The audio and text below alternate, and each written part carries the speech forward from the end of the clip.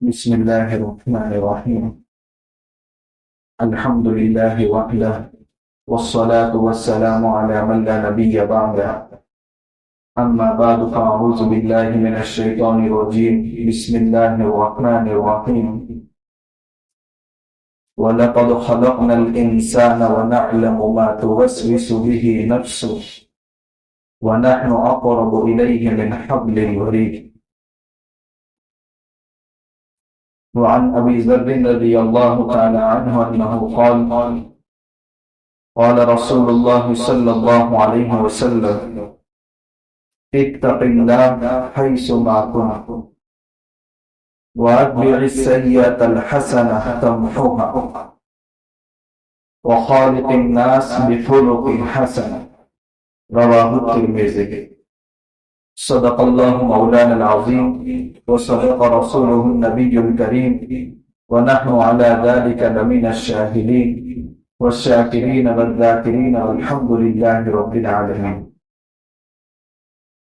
قابل احترام بزرگان دین، میرے اور آپ کے آقا محمد رسول اللہ صلی اللہ علیہ وسلم کو اللہ تعالیٰ نے پوری دنیا کا امام، مقتدی، پیشوا، رہبر اور رہنما بنا کر بھیجا تھا۔ آپ صلی اللہ علیہ وسلم نے اپنے قیمتی فرامین کے ذریعے دنیا کو وہ تعلیمات دی ہیں کہ جس کے ذریعے قیامت تک آنے والی پوری امت دنیا میں عزت اور آخرت کی زندگی کو بہترین زندگی بنا سکتی ہے۔ اللہ کے نبی صلی اللہ علیہ وسلم کو اللہ تعالیٰ نے جوامع الکلیم بھی بنایا تھا، یعنی آپ کے الفاظ بہت مختصر ہوتے تھے مگر ان الفاظ میں معانی کا ایک جہاں پوشیدہ ہوتا تھا۔ بات بہت مختصر مگر اس کے مطالب، اس کے معانی، اس کے مفاہیم بہت زیادہ ہوتے تھے۔ وہ دریا کو آپ کوزے میں اپنے الفاظ کے ذریعے جمع کرتے تھے۔ اس لیے اللہ کے نبی صلی اللہ علیہ وسلم کے بارے میں کہا گیا اوتی حکمتا ما بعدها حکمت، اوتی فصاحتا ما بعدها فصاحت، یعنی فصاحت جو اللہ کے نبی صلی اللہ علیہ وسلم کو دی گئی اس کے بعد فصاحت کا کوئی درجہ ہے ہی نہیں۔ جو حکمت، جو علم اللہ کے نبی صلی اللہ علیہ وسلم کو دیا گیا اس کے بعد حکمت کا کوئی درجہ ہے ہی نہیں۔ گویا کہ آپ کے احادیث میں حکمت اور فصاحت اور بلاغت وہی ختم ہو جاتی ہے، اس کے بعد آگے اس کا کوئی درجہ نہیں۔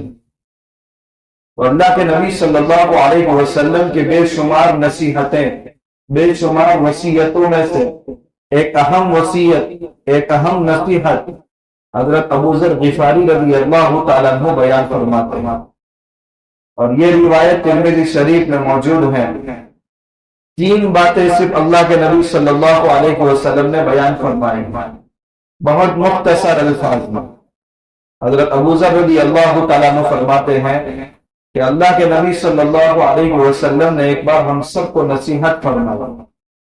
اس میں آپ صلی اللہ علیہ وسلم کی زبان مبارک سے جو سب سے پہلا جملہ نکلا اتق اللہ حیث ما کنت، تم جہاں بھی رہو تقوی کے ساتھ رہو، اللہ کا خوف تمہارے دلوں میں موجود ہونا چاہیے۔ اس بات کا استحضار ہونا چاہیے کہ میرے عمل کو ہر وقت اللہ واچ کر رہے ہیں۔ الم یعلم بان اللہ یری، کیا نہیں جانتا انسان کہ اللہ تعالیٰ اس کے عمل کو واچ کر رہے ہیں۔ جو کچھ انسان اپنی زبان سے بولے اس کا استحضار ہونا چاہیے کہ میرا رب ان الفاظ کو بھی سن رہا ہے۔ ما یلفظ من قول الا لدیہ رقیب عتید، کوئی لفظ زبان سے نکلتا نہیں، اللہ کی طرف سے فرشتے موجود ہیں۔ حتیٰ کہ انسان جو چیزیں اپنے دل میں سوچتا ہے، اپنے دماغ میں جو خیالات پکاتا ہے، میرا رب اس کو بھی جانتا ہے۔ وَلَقَدْ خَلَقْنَا الْإِنسَانَ، ہم نے ہی انسان کو پیدا کیا۔ وَنَعْلَمُ مَا تُوَسْوِسُ بِهِ نَفْسُهُ، جو اس کے نفس میں وسوسے آتے ہیں وہ بھی ہم جانتے ہیں، اور کیوں نہ جانے۔ وَنَحْنُ أَقْرَبُ إِلَيْهِ مِنْ حَبْلِ الْوَرِيدِ، انسان اللہ کو اپنے سے دور سمجھتا ہے اور اللہ کہتے ہیں کہ میں تو اس کی شہرت سے بھی زیادہ قریب ہوں۔ سورہ مجادلہ میں فرمایا ما یکون من نجوى ثلاثہ الا هو رابعهم ولا خمسہ الا هو سادسهم ولا ادنى من ذلك ولا اکثر الا هو معهم اینما كانوا. تین آدمی بیٹھ کر چپکے سے گفتگو کر رہے ہیں، وہ یہ سمجھ رہے ہیں کہ ہماری یہ گفتگو کوئی چوتھا نہیں جانتا. اللہ تعالیٰ فرماتے ہیں هو رابعهم، ان میں چوتھا اللہ ہوتا ہے. ولا خمسۃ الا هو سادسهم، پانچ آدمی بیٹھ کر منصوبہ بنا رہے کسی کے خلاف اور یہ سمجھ رہے ہیں کہ اس کو کوئی نہیں جانتا. اللہ تعالیٰ فرماتے ہیں وہ سادسهم، چھٹا اللہ جانتا ہے اور ان کے ساتھ ہیں. ولا ادنى من ذلك ولا اکثر، یا تعداد اس سے کم یا زیادہ ہو سکتی ہے، چاہے کم ہو یا زیادہ ہو. هو معهم، اللہ ہر ایک کے ساتھ ہے، چاہے 3 ہو کہ 5 ہو کہ 10 ہو کہ 1 ہو. اینما کانوا، جہاں بھی چلے جاؤ اللہ تمہارے ساتھ ہے. تو اس سے اندازہ لگائے اللہ کے نبی صلی اللہ علیہ وسلم نے سب سے پہلا جملہ ارشاد فرمایا اتق اللہ حیث ما کنت، جس جگہ پہ رہو، جس حال میں بھی رہو، جس وقت میں بھی رہو، چاہے حالات خوشگواری کے ہوں کہ یہ حالات ناساز ہیں، ہر وقت اللہ سے ڈرتے رہو. ڈرنے کا مطلب میرا عمل میرا رب واچ کر رہا ہے، میرا قول میرا رب سن رہا ہے، میرے دلوں میں اور دماغوں میں پکنے والے خیالات کو بھی اللہ تعالیٰ جانتا ہے. انہ علیم بذات الصدور ہے، وہ تو دھڑکنوں کو بھی جانتا ہے. حضرت عمر ابن عبدالعزیز رحمۃ اللہ علیہ فرماتے ہیں تقوی اس بات کا نام نہیں ہے کہ بندہ رات کے وقت عبادتوں میں مشغول رہے اور دن کے وقت روزے سے ہوں اور دن اور رات کے کچھ وقت میں گناہ کرتا رہے. تقوی اس بات کا نام ہے کہ بندہ اللہ کے فرائض اور واجبات اور سنتوں کو ادا کرے اور گناہوں سے اپنے آپ کو بچائے. چاہے اس کی زندگی میں زیادہ نوافل کی کثرت نہیں ہوگی، اگر گناہوں سے اپنے آپ کو بچا رہا ہے تو وہ اللہ کی نگاہ میں متقی ہے. اور نوافل کی کثرت ہے اور رات دن گناہوں سے آلودہ ہے تو یہ بندہ اپنے گمان میں تو متقی ہو سکتا ہے مگر اللہ کے وہاں اس کا کوئی تقوی کا درجہ نہیں ہے. سب سے پہلی نصیحت اللہ کے نبی صلی اللہ علیہ وسلم کی اتق اللہ حیث ما کنت، جہاں بھی رہو اللہ سے ڈرتے رہو. ورنہ بہت سی مرتبہ انسان کے لیے نیکیاں بہت زیادہ ہوتی ہیں مگر وہ چھلنی کی طرح ہے کہ اچھی چیزیں اندر سے نکل جاتی اور کنکر باقی رہ جاتے ہیں. حضرت مولانا ابراہیم صاحب دیولہ دامت برکاتوں فرماتے چھلنی مت بنو کہ عبادت کر رہے ہیں، ساری نیکیاں نامے عمل میں جمع ہو رہی ہیں مگر اس تھیلے میں سوراخ ایسے ہیں کہ چھلنی کی طرح اچھی چیزیں سارا رس اچھا نکل گیا اور جو کنکر تھے یا لیمو کے دانے تھے وہ اندر باقی رہ گئے. کیا پایا؟ حضرت ثوبان رضی اللہ تعالیٰ کو فرماتے ہیں کہ اللہ کے نبی صلی اللہ علیہ وسلم نے ایک مرتبہ ہم سے کہا کہ قیامت کے دن کچھ ایسے بھی بندے ہوں گے جو تہامہ پہاڑ کو برابر نیکیاں لے کر آئیں گے لیکن اللہ تعالیٰ ان کی نیکیوں کو بالکل بے وزن بنا دے گا. ان نیکیوں کا کوئی ویلیو نہیں ہوگا آخرت میں. صحابہ کو تعجب ہوا کہ تہامہ پہاڑوں کے برابر نیکیاں کرنا کتنا مشکل ہے اور قیامت کے دن ایسے بھی بندے ہوں گے وہ لے کر آئیں گے اور ان کی کوئی ویلیو نہیں ہوگی. صحابہ نے پوچھا صرف ہم یا رسول اللہ، اے اللہ کے رسول ان کے احوال بتائیں، وہ کون لوگ ہوں گے؟ تو آپ صلی اللہ علیہ وسلم نے فرمایا اذا خلوا بمحارم اللہ انتهكوها، کہ جب یہ تنہائی میں جاتے ہوں گے تو اللہ کے احکامات کو توڑتے ہوں گے. اسی لیے تو فرمایا اتق اللہ حیث ما کنت، حالت جلوت کی ہو کہ خلوت کی ہو، انسان مجمع میں ہو کہ تنہا ہو، اللہ سے ڈر کر کے زندگی گزر. بہت مشکل ہے مادہ بلکو خلوت میں اس سے بچنا، بہت آسان ہے دوستوں کی محفل میں معاذ اللہ کہنا. بہت مشکل ہے خلوت میں بادئے گلگو سے بچنا. بادئے گلگو کہتے ہیں شراب کے جام. یا شراب کا جام مراد نہیں ہے، یعنی جن گناہوں سے انسان کو لذت آتی ہے. بہت مشکل ہے خلوت میں بادئے گلگو سے بچنا. بہت آسان ہے دوستوں کی محفل میں معاذ اللہ کہنا. یعنی دوستوں کی محفل میں گناہ کا ذکر ہو رہا ہے تو بندہ توبہ کہہ رہا ہے اللہ توبہ اللہ توبہ، یہ تو بہت آسان ہے. مگر امتحان تو اس وقت ہوتا ہے جب بندہ اکیلا ہوتا ہے. اس لیے فرمایا اتق اللہ حیث ما کنت. آپ نے یہ نہیں فرمایا اللہ سے ڈرو، مجمع میں ڈرو، جلوت میں ڈرو، حیث ما کنت، جہاں بھی تم ہو اللہ سے ڈرو، کیونکہ اللہ تو تمہارے ساتھ ہے.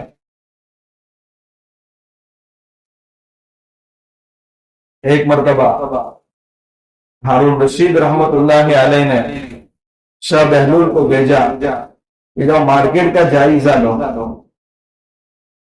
جس کے پتھر کم وزن کے ہو ایسے سارے بیپاری کو میرے پاس پکڑ کر لاؤ کہ میں ان کو سزا دوں. کیونکہ مسلمان مارکیٹ میں ہی پہچانا جاتا ہے جہاں ہر وقت ایک نشہ لگا رہتا ہے کہ میں کماؤں، چاہے کسی طریقے سے کماؤں مگر بہت کماؤں. اور پہلے زمانے میں، ابھی تو بات استعمال ہو رہے ہیں یا ڈیجیٹل وزن کانٹے آ گئے، پہلے زمانے میں پتھر ہوتے تھے. 1 کلو کا سامان دے رہے ہیں مگر وہ پتھر 750 گرام کا یا 800 گرام کا ہوتا ہے. ایسے سارے تاجروں کو پکڑ کر لاؤ کہ جن کے پتھر کم وزن کے ہیں. تو شاہ بہلول گئے مارکیٹ میں، پہلے تاجر کو پوچھا، دیکھا تو اس کا پتھر کم وزن کا تھا. تو اس سے پوچھا بھائی کیسی زندگی گزر رہی ہے؟ بہت پریشان ہوں، زمین کا نیچے کا حصہ پسند ہے اوپر کے حصے کے مقابلے، یعنی کہیں چین سکون نہیں ہے، کیا کروں، زندہ رہنا مجھے مشکل اور دوبر ہو گیا. شاہ بہلول آگے چلے گئے، دوسرے بیوپاری کے پاس گئے، اس کے پاس بھی پتھر کم وزن کا. پوچھا بھائی صاحب خیریت ہے؟ کہا کیا بتاؤ، گزارا نہیں ہوتا، اولاد نافرمان ہے، گھر میں ہر وقت جھگڑے لگے رہتے ہیں، زندگی میری اجیرن بن گئی. شاہ بہلول آگے گئے اور دیکھا ایک تاجر کو، اس کا پتھر برابر وزن کا تھا. شاہ بہلول نے پوچھا بھائی کیسی زندگی گزر رہی ہے؟ کہا بہت سکون ہے، اللہ کا فضل ہے، گھر میں سب دینداری کے ساتھ تقوی کے ساتھ زندگی گزار رہے ہیں اور گزارا بھی بہت آسانی سے ہو رہا. وَيْلٌ لِّلْمُطَفِّفِينَ، ہلاکتی ہے ان لوگوں کے لیے جو ناپ تول میں کمی کرتے ہیں. کیا ناپ تول میں کمی کرنا صرف وزن کانٹا مراد نہیں ہے؟ میری ڈیوٹی 8 گھنٹے کی ہے تو میں کتنے گھنٹے ڈیوٹی کرتا ہوں، سب چیزوں میں کمی یہاں مراد. ہلاکتی ہے ان لوگوں کے لیے جو ناپ تول میں کمی کرتے ہیں. الذین اذا اکتالوا علی الناس، جب لوگوں سے وزن کر کے لینے کی باری آتی ہے، وہی بیپاری جب سامنے اوپر والے سے خریدتا ہے یستوفون، تو پورا کا پورا وصول کرتا ہے، اور جب کسٹمر کو دیتا ہے تو ڈنڈی مار کر کے دیتا ہے. وَإِذَا كَالُوهُمْ أَوْ وَزَنُوهُمْ يُخْسِرُونَ، جب لینے کی باری آتی ہے تو پورا کا پورا وصول کرتا ہے، معمولی گھاٹا بھی برداشت نہیں کرتا، اور جب دینے کی باری آتی ہے تو وزن کرنے میں ڈنڈی مارتا. اَلَا يَظُنُّ أُولَٰئِكَ أَنَّهُمْ مَبْعُوثُونَ، کیا یہ یقین نہیں رکھتے کہ دوبارہ ان کو زندہ کیا جائے گا اور ان کا یہ عمل قیامت کے دن مجسم شکل میں ان کے سامنے آئے گا. یوم یقوم الناس لرب العالمین، جس دن لوگ عظیم رب کے سامنے کھڑے ہوں گے. اللہ حفاظت فرما. کوئی بھی مارکیٹ کے مسائل کیا ہے، کیا جائز کیا ناجائز، کیا حلال کیا حرام. اور شاہ بہلول واپس آ گئے تو بادشاہ نے کہا ارے کوئی بھی مارکیٹ میں ڈنڈی مارنے والا نہیں ہے. 3 لوگوں سے ملاقات ہوئی، اس میں 2 کے پتھر تو کم وزن کے تھے، تو واپس کیوں لائے، ان کو یہاں کیوں نہیں لائے تاکہ ہم سزا دیتے. آلریڈی اللہ نے پکڑ رکھا ہے، ان کو دوہری سزا کی ضرورت نہیں ہے. یعنی وہ خود پریشان ہے، جائے کہ بادشاہ دنیا کا بادشاہ سزا دے، آلریڈی آخرت دنیا اور آخرت کے بادشاہ نے ان کو پکڑ رکھا ہے. تو ایسا نہ ہو کہ مسجد میں رہے تو مسلمان نظر آئے اور مارکیٹ میں جائے تو ہمارے اور اللہ کو نہ ماننے والے کے درمیان کوئی فرق نہ. اتق اللہ حیث ما کنت، جہاں بھی رہو تقوی کے ساتھ زندگی گزارو. زندگی میں تقویٰ ہے، کیسے بھی حالات آ جائے بندہ پریشان نہیں ہوگا، کیونکہ اس کی تربیت ہے تقوی کے ذریعے۔ حالات طبیعت کے خلاف ہو سکتے ہیں مگر تربیت کے خلاف نہیں ہو سکتے۔ بندہ تقوی کے ساتھ ہے تو ہر حالات میں خوش ہے۔ ضمن المصری رحمت اللہ علیہ کے متعلق گزشتہ جمعہ میں بتایا تھا، تو تقوی کے ساتھ ہے تو بندہ پریشان نہیں ہوگا۔ امام شافعی رحمت اللہ علیہ فرماتے ہیں کہ تین چیزیں بڑی قیمتی ہیں، ان میں بھی چونکہ تقوی کا ذکر ہے، تین چیزیں بڑی قیمتی ہیں: الجود من قلت والورع فی حلوۃ، نہ ہونے کے باوجود یا کم ہونے کے باوجود انسان سخاوت کرو، تبھی تو کہا جائے گا کہ سخی ہے۔ بہت پیسے ہیں، رکھنے کی جگہ نہیں اور سخاوت کر رہا ہے، یہ زیادہ کمال کی بات نہیں، اس کو بھی کہا جائے گا سخاوت۔ لیکن ایک بندے کے پاس گزارے کے بقدر ہے اور اس میں بھی دوسروں کا بھی خیال رکھنا، الجود من قلت، قلت کے باوجود سخاوت کرنا، والورع فی خلوۃ، تنہا ہے، اکیلا ہے، اس کے اس عمل کو کوئی دیکھنے والا نہیں ہے، پھر بھی وہ پرہیزگار ہے، پھر بھی اس میں اللہ سے ڈرتا ہے، یہ بھی بہت قیمتی عمل ہے۔ تیسری چیز بتائی، وَكَلِمَةُ حَقٍّ عِنْدَ مَنْ يُرْجَى وَيَخَافُ، ایسے شخص کے سامنے حق بات کہنا جس سے امید بھی وابستہ تھی اور جس کی طاقت کا خوف بھی تھی، ایسے آدمی کے سامنے سچ سچ بات کہہ دینا۔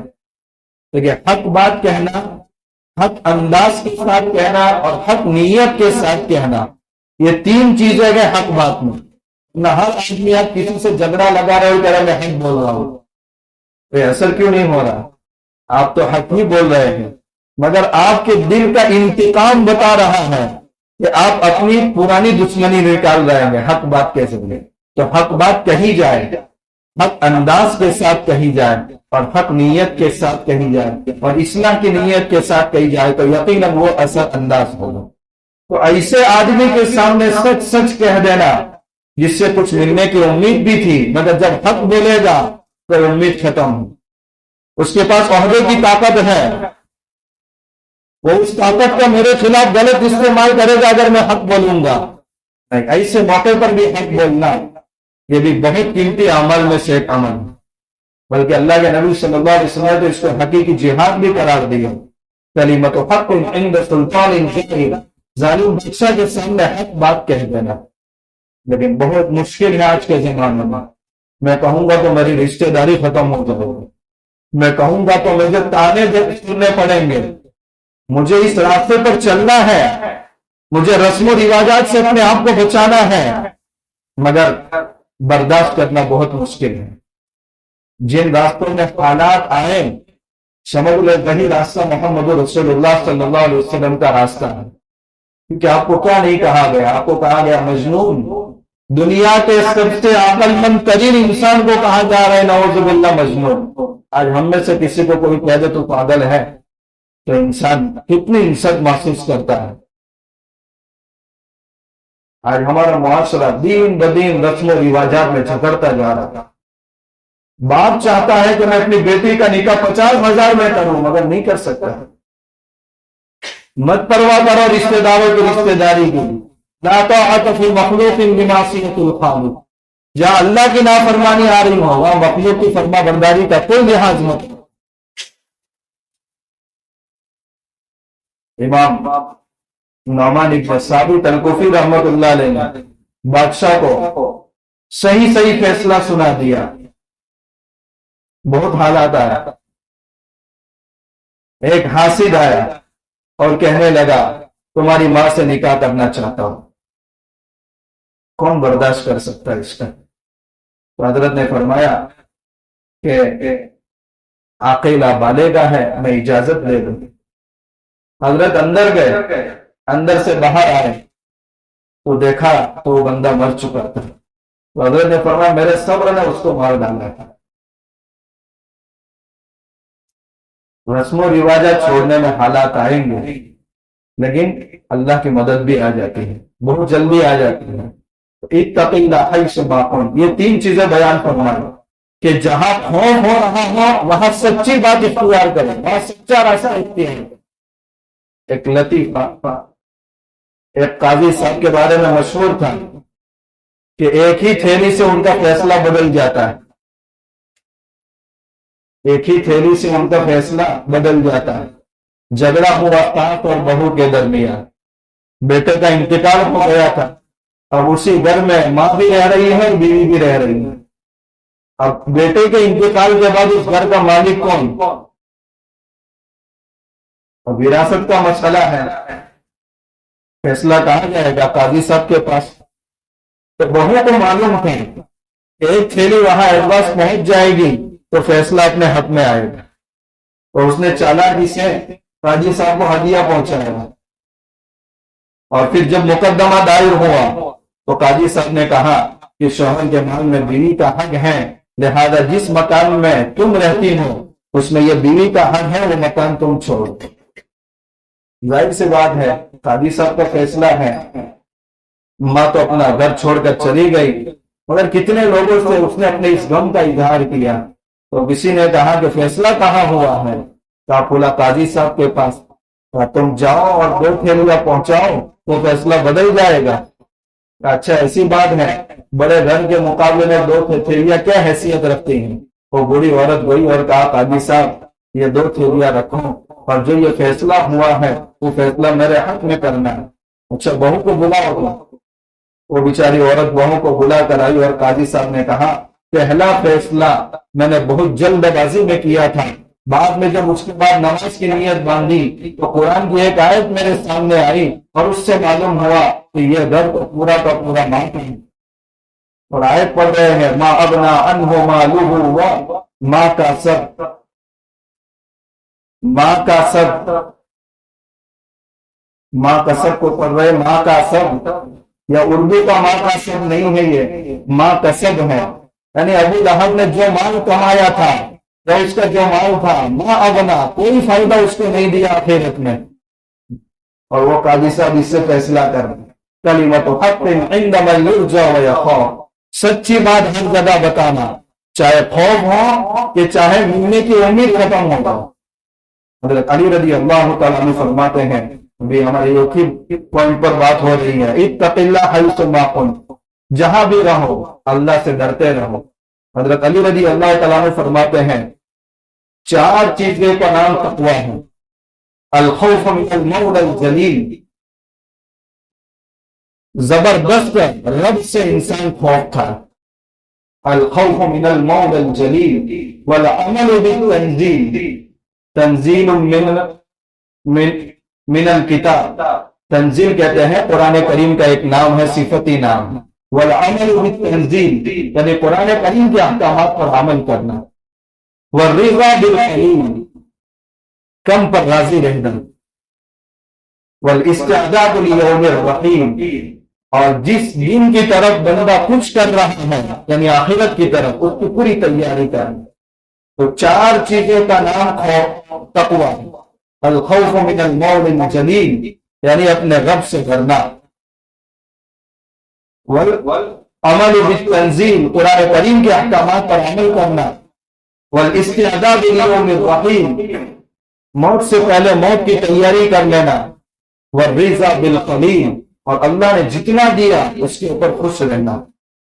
تقوی کی ساری حدود اس وقت انسان پھلانگ دیتا ہے جب زیادہ کی حرص پیدا ہوتا ہے، زیادہ کی حرص انسان کو پھر حلال اور حرام کی تمیز سے دور کر دیتی ہے۔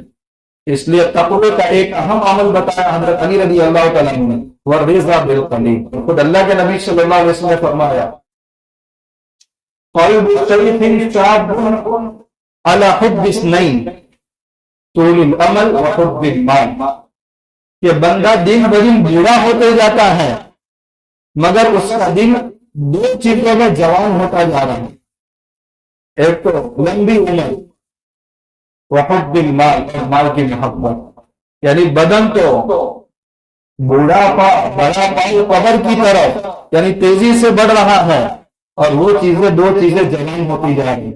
قرآن تو یہودیوں کے بارے میں کہہ رہا ہے یود احدکم لو یعمر الف سنہ، ان میں کا ایک تو یہ چاہتا ہے کہ 1000 سال کی عمر ملے، وما هو بمزحزحه من العذاب، 1000 سال کی زندگی بھی مل جائے اور نافرمانیاں زندگیوں میں ہے تو 1000 سال کی عمر بھی عذاب خدا بندی سے نہیں بچا سکتی۔ اور دوسری چیز بتایا وحب المال، مال کی محبت بھی دن بدن جوان ہوتی جاتی ہے۔ ایک بڑے شخص کو آپ پکڑ کر کے کہیں آئیے حضرت جوانی میں قرآن نہیں پڑھا ہے، ادھیڑ پن کی عمر میں قرآن نہیں پڑھا ہے، اب تو پاؤں قبر کی طرف بڑھ رہے ہیں، تو حضرت کا جواب یہ ہوتا ہے بوڑھا طوطا قرآن نہیں پڑھ سکتا، بوڑھا طوطا قرآن نہیں پڑھ سکتا۔ اور اسی بزرگ کے ہاتھ میں پیسے کا بندل تھما دیا جائے اور کہا اس کو گنے تو وہ جوان سے زیادہ تیز اسٹائل کے ساتھ گن کر کے بتائیں گا۔ قلب شیخ شاب علی حب اثنین طول الامل وحب المال، تو بندہ بوڑھا ہوتا ہے اور دو چیزیں جوان ہوتی جاتی ہیں۔ اس لیے اللہ کے نبی صلی اللہ علیہ وسلم نے فرمایا تقوی اپناؤ، یہ تقوی 4 چیزیں حضرت علی رضی اللہ تعالیٰ عنہ نے اس کی وضاحت فرمائی۔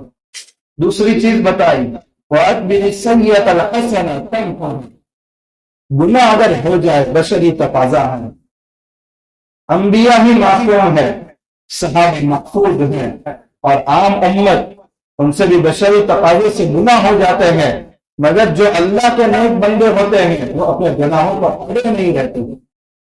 وَالَّذِينَ إِذَا فَعَلُوا فَاحِشَةً أَوْ ظَلَمُوا أَنفُسَهُمْ ذَكَرُوا اللَّهَ فَاسْتَغْفَرُوا لِذُنُوبِهِمْ، جب ان سے بے حیائی کا کوئی کام ہو جاتا ہے فوراً اللہ کو یاد کرتے ہیں اور اللہ سے معافی مانگ لیتے ہیں۔ وَلَمْ يُصِرُّوا عَلَىٰ مَا فَعَلُوا، اڑے نہیں رہتے اپنے گناہ پر۔ اس لیے اللہ کے نبی صلی اللہ علیہ وسلم نے فرمایا کل بنی آدم خطاؤن وخیر الخطائین التوابون، ہر بنی آدم گنہگار ہیں اور سب سے بہترین گنہگار توبہ کرنے والا ہے۔ تو آپ صلی اللہ علیہ وسلم نے فرمایا گناہ ہو جائے اس کے بعد فوراً نیکی کرو، اس نیکی کی وجہ سے گناہ کا اثر ختم ہو جائے گا۔ بالسیئۃ الحسنۃ تمحوها، کہ برائی کے بعد فوراً نیکی کرو تاکہ قیامت کے دن جس حصے پر تم نے گناہ کیا ہے اسی حصے پر ممکن ہو کہ فوراً نیکی کر لو، اسی جگہ توبہ کر لو، تاکہ قیامت کے دن وہ حصہ ہماری گناہ کی اگر گواہی دے گا تو ہماری نیکی کی بھی گواہی دے گا۔ یہ دوسری جز کا مطلب ہے۔ اور تیسری چیز اللہ کے نبی صلی اللہ علیہ وسلم نے فرمایا وَخَالِقِ النَّاسِ بِخُلُقٍ حَسَنٍ، لوگوں کے ساتھ اچھے اخلاق سے پیش رہو۔ آج انسانوں میں اور جانوروں کی زندگیوں میں کوئی فرق نہیں رہا، کوئی کسی کا پرسن حال نہیں، کون کس حالت میں زندگی گزار رہا ہے، بلکہ اللہ ہم سب کی حفاظت فرمائے۔ میں کس طریقے سے اپنے بھائی کو تکلیف پہنچا سکتا ہوں، کب مجھے کسی کے بارے میں خبر ملے کہ اس کا اتنا نقصان ہو، وہ اتنی پریشانی میں ہے، کسی کی پریشانی کو دیکھ کر دل خوش ہوتا ہے اور کسی کی اچھائی کو دیکھ کر دل جلتا ہے، یہ ایمان کی سلامتی کی علامت نہیں ہے۔ وَخَالِقِ النَّاسِ بِخُلُقٍ حَسَنٍ، لوگوں کو نفع پہنچا۔ یا تو یہ طے کر لو کسی سے محبت نہیں کر سکتے تو نہ کرے، لیکن کم سے کم کسی سے نفرت بھی نہ کرے۔ ہونا تو یہ چاہیے کہ مسلمان بڑھ چڑھ کر کے ایسے لوگوں کا جو مظلوم ہے، جو بیوہ ہے، جو یتیم ہے، جو ڈپریشن کا شکار ہے، ایسے لوگوں کے ساتھ اچھے اخلاق سے پیش آئے۔ آج جسم پر اگر 25 خنجر کے زخم لگے ہوئے اس انسان کے بدن کی کیا حالت ہوتی ہے، اس سے خطرناک ہمارے دلوں کی حالت ہو چکی۔ اللہ حفاظت فرما۔ وَخَالِقِ النَّاسِ بِخُلُقٍ حَسَنٍ، لوگوں کے ساتھ اچھے اخلاق سے پیش آئے۔ اللہ کے نبی صلی اللہ علیہ وسلم فرماتے ہیں قیامت کے دن انسان کی ترازو میں سب سے زیادہ وزن اگر کسی چیز کا ہوگا تو اس کی عبادتوں کا نہیں ہوگا، اس کی تہجد کا نہیں ہوگا، بلکہ اس کے اچھے اخلاق کا ہوگا۔ اس لیے طے کر لو کہ آج کے بعد میرے ذریعے کسی کو تکلیف نہیں پہنچے۔ یہ تیسری بات اللہ کے نبی صلی اللہ علیہ وسلم کی جو اہم نصیحتوں میں سے ایک اہم نصیحت ہے۔ تو ترمذی شریف کی اس روایت میں جس کے راوی حضرت ابو ذر رضی اللہ تعالیٰ عنہ ہے، وہ اللہ کے نبی صلی اللہ علیہ وسلم کی 3 نصیحتیں ہمارے سامنے بیان فرماتے ہیں۔ اتق اللہ حیث ما کنت، جہاں بھی رہو اللہ کا خوف اپنے دل میں رکھو۔ اتبع السیئۃ الحسنۃ تمحها، اگر بشری تقاضے سے گناہ ہو جائے فوراً نیکی کر لو تاکہ اس نیکی کے ذریعے گناہ کا اثر ختم ہو جائے۔ ان الحسنات یذہبن السیئات، نیکیاں گناہوں کو ختم کر دیتی ہیں۔ اور تیسری چیز بتائی وخالق الناس بخلق حسن، لوگوں کے ساتھ اچھے اخلاق سے پیش آؤ۔ اگر نہیں آ سکتے، دل اتنا تنگ ہے، حالانکہ دل میں وسعت ہونی چاہیے، ہر ایک کے لیے دل میں جگہ ہونی چاہیے۔ اگر دل تنگ ہے، مزاج ایسا ہے، تو کم سے کم کوشش کرو کہ میرے ذریعے کسی کو تکلیف نہ پہنچے، نہ عمل سے، نہ سوچ سے، نہ اپنی زبان سے۔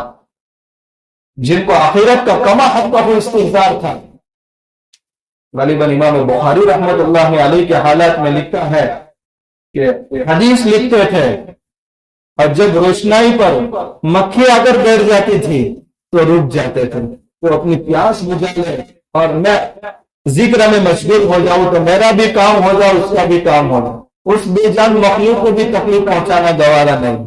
کسی کی آستین پر کوئی چیز آ کر بیٹھ گئی، وہ آستین کاٹنا منظور ہے مگر اس کو تکلیف پہنچانا منظور نہیں ہے۔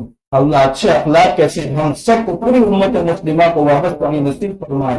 وَإِنَّكَ لَعَلَىٰ خُلُقٍ عَظِيمٍ، آپ تو بڑے اونچے اخلاق کے مالک تھے، اور اونچے اخلاق ہی آپ نے پوری دنیا کے اندر پھیلائے۔ ان تینوں نصیحتوں پر اللہ تعالیٰ سب سے پہلے مجھے عمل کرنے کی توفیق عطا فرمائے اور آپ سب کو